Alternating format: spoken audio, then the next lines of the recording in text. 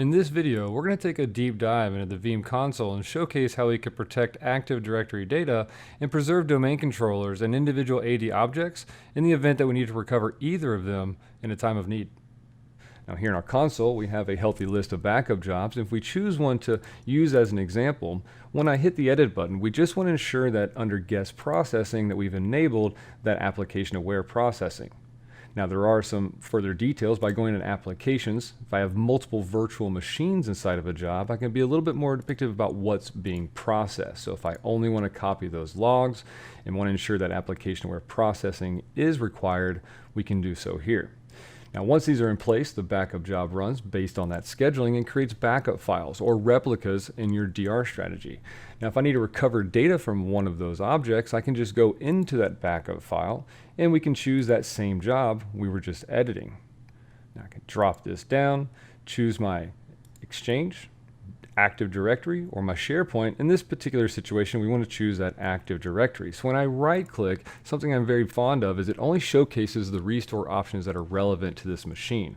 Now specific to Active Directory, here we are, we can choose that Active Directory option.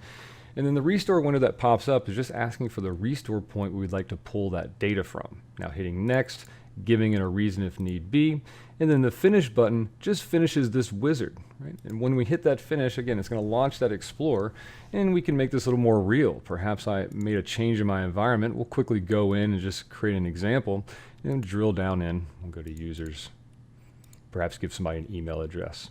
All right, so we'll go domain users.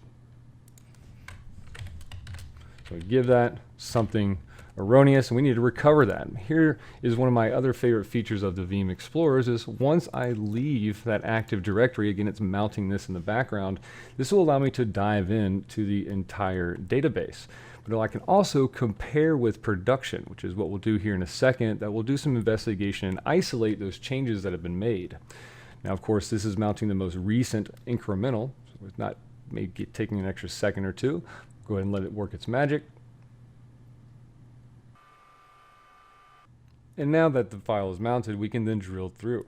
Now, again, we made that change. We can go into my users, and I can do a couple of clever items. Now, I can right-click anywhere in this tree. I can go into entire users and computers. We can view those attributes. And if I need to recover something within this tree, just simply right-click. And doing so will give me the ability to restore directly to production, right where it was originally backed up from, or I can restore to a new location, or even export to desktop, or export the entire container to another location of my choice.